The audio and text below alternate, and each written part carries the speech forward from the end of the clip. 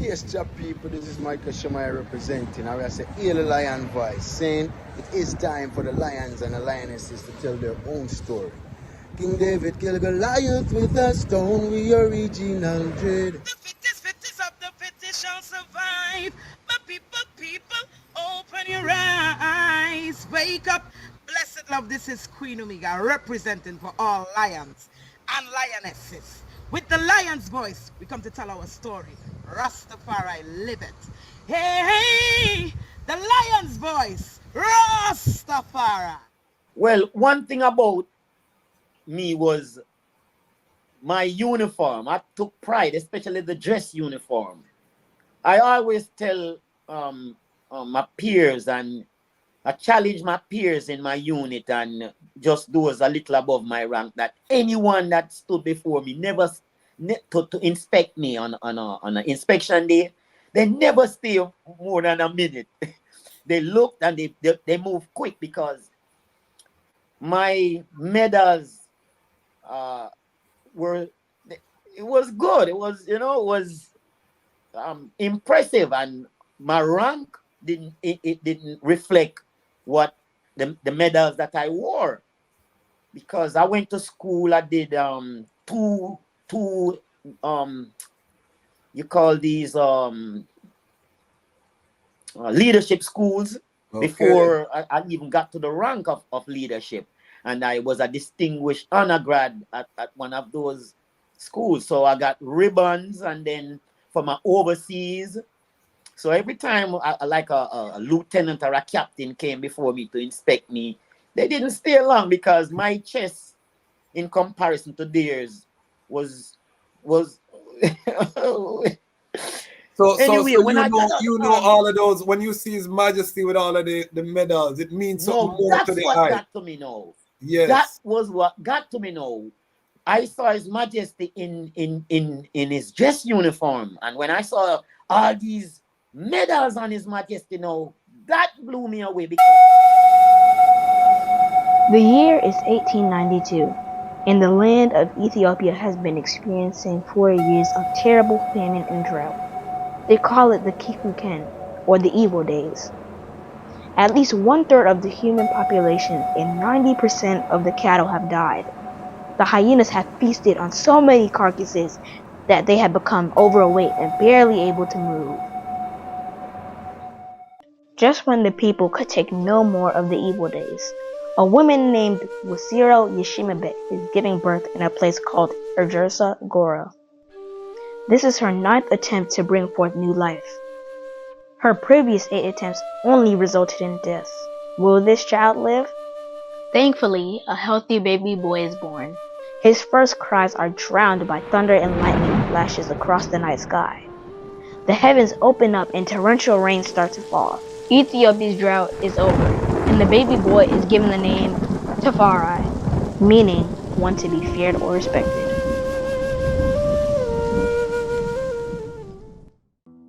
Lich Tafari's father, Ras Makunin, is a very important man in 1892 Ethiopia.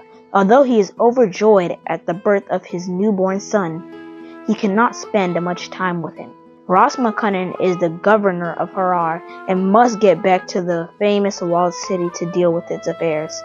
Furthermore, he is the foreign minister of Ethiopia, and having traveled to different places in Europe, he is very aware of the material and military advances they have made and the looming threats they pose to his country. Ras Makunin knows that the majority of Ethiopians have no idea what is coming, and that he has to work that much harder to secure the realm. Lich Tafari would grow up to become the legendary Emperor Haile Selassie I. To understand his journey, we must first understand the Ethiopia that he was inheriting and what it was like when he was born in 1892. Get your copy of Kwesi Bansu's book, Haile Selassie I, Ethiopia, Volume 1, The Rise of the Priestly Warrior Kings, and increase your knowledge about the history, politics, and culture of Ethiopia in 1892, and how it connects to the rest of African and world history at the time. Haile Selassie I, Ethiopia, Volume 1 is available for purchase at www.bookmanexpress.pub. Please visit for more information. You know what I mean? We're unapologetic when it comes on to Rastafari. And tonight is going to be one of those unapologetic nights. I bear majesty, crowning, coronation, details with, and I'm going to have some more coronation content that we're going to be bringing some other ones. So just prepare yourself for the crowning, the glory. We in the glory part, I know. All right. So housekeeping out of the way. Let me welcome forward for all of the Lion Pride out of South Florida, Rastafari community. The brethren is born in Jamaica, Jamaican roots, but African in exile, same way. Powerful Far I one, and it really is a pleasure to introduce to the Lion Pride family, Ras Abuna. Welcome to the Lion Talk Live. Give thanks, the Jazz Match Kwasi. Give thanks. It is indeed a great honor, and the pleasure is definitely mine.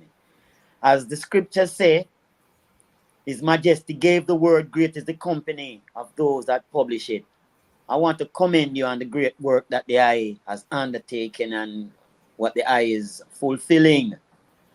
In this Iowa, we need platforms like these. We need works like these, and the I is doing a marvelous work. And I'm just encouraging ones watching and within the scope of our hearing to continue to support and contribute to the program, because we definitely need platforms like these that can link us across very huge boundaries, from Florida to Washington, from Florida to New York, across the continent to Africa, to Jamaica. I mean, yes, it's needed, you know?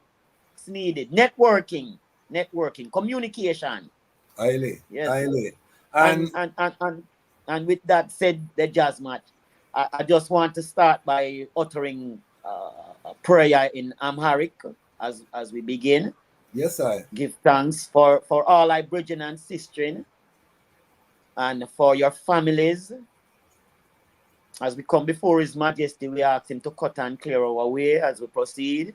So let I and I pray in the ancient Amharic tongue.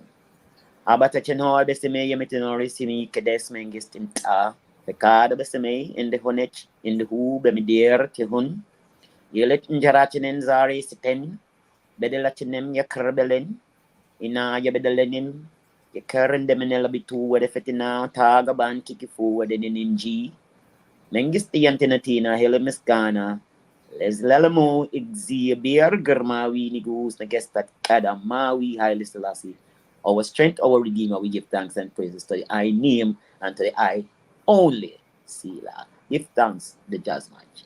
Ras Tafari. All right. Yeah, so I am. This is Ayabingi. You know, this is we are going to bubble the sip, we now rush the sip. We'll put it on the pot.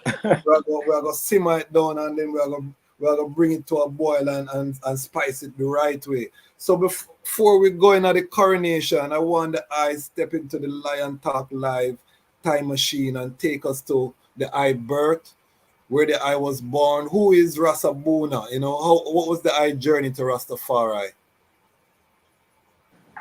Well, I was born in Jamaica. I'm a 60s baby, and grew up in a place called Greenwich Town till my family migrated to the US. That was the longest summer vacation I had. It took 10 years before I saw my parents again. So wow. I was 12 at the time. So I can't begin to tell you the fun I had. There was no anyone to really rule, but we still had family members that kept us. But it was such a free time. Then I went to high school in St. Elizabeth Technical High School. Okay. And after graduation, I migrated to the US I arrived in the United States approximately 3 days before the transition of the great Bob Marley. I came Wow. on the Friday and Bob transitioned on the Monday. Wow. I cannot forget that. And that same year, I came in May, and in that same year, 5 months after I came, I joined the Army, the U.S. Army. And I Okay. spent 10 years there. Wow. So was there Rastafari Yeah. at this time, or this was before I tried Rastafari? Before. Ballad. Okay. Okay. Ballad. Don't know nothing. Youth. Yes. I'm walking in New York one day and I see a sign, be all you can be. Hot. All that was left was for my name to be on it. That sign appealed to me so much. Okay. And I went So in and I took my brother with me, my younger brother. So as soon as we walked in there, the recruiters pitted us against each other by asking who was brighter. And then my brother wanted to prove. I wasn't trying to prove anything. I just wanted to see what they had to offer. Yeah. So I went, I joined, and I spent 10 years. After 10 years, that was enough. My brother stayed. He continued and retired after 20 years. I came in the streets after ETS, after approximately 10 years, just a little bit over 10 years. Okay, so I came when to you New when you York. came out of the army, did you see any active duty while in the armed services? Yes, my total 10 years was active duty, but not combat. Okay, not combat. Yes. Yes. Were you I deployed had many anywhere? overseas tour. Okay, I what toured countries? in.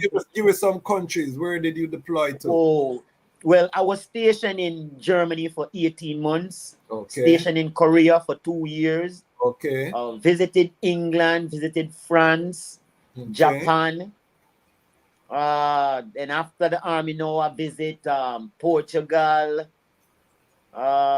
Haiti, Alaska, all over the place. Wow. Approximately So 15 countries. And I lived traveled. 14 months. The greatest part, though, I lived 14 months in Gambia.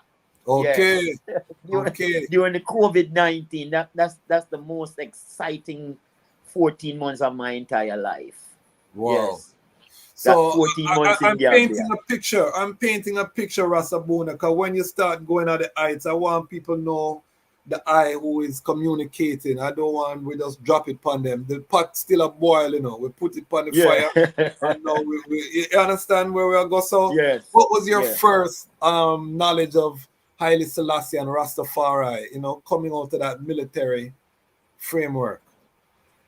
Well, one thing about me was my uniform. I took pride, especially the dress uniform.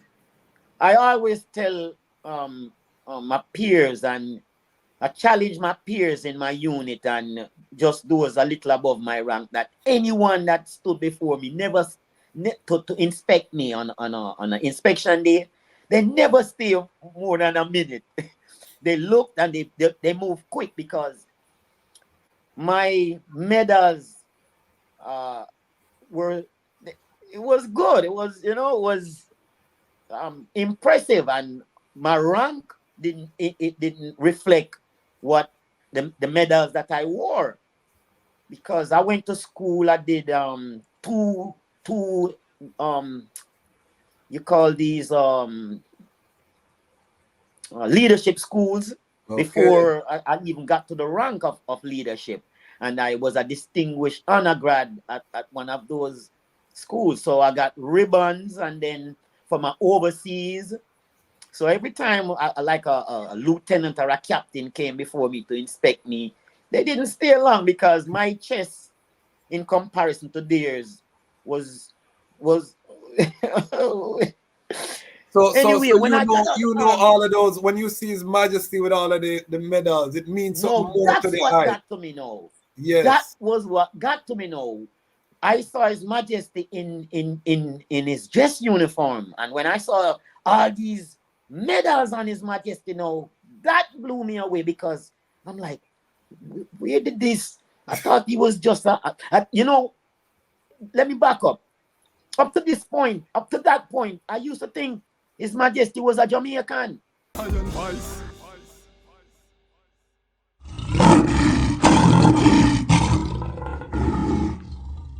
Manganga. He's the lily of the valley. He's the bright and morning star. He's the wisest of 10,000. Ras Tafari come to show them who we are. I say crown him. Lijayasu and him friend they try to drown him. Trumpet sounding, people shouting. Now you bring you one to order, never doubt him. I say crown him. Look how the nation they try go round him. People shouting, can't do without him. Bobo Shanti in the hills they never doubt him. Well, used to think the Bible was a fairy tale, and to the lion from the tribe of Judah him prevail. See him get crowned in the holy mountain. Right by him side well there was Empress Menen. I saw Poland, I saw Belgium, I saw Italy, I saw a prince from England. All of them a bow before the conquering lion. At the same time when them a this the African. Can't believe my eyes, what a bomb, what a thing when the news reached the island.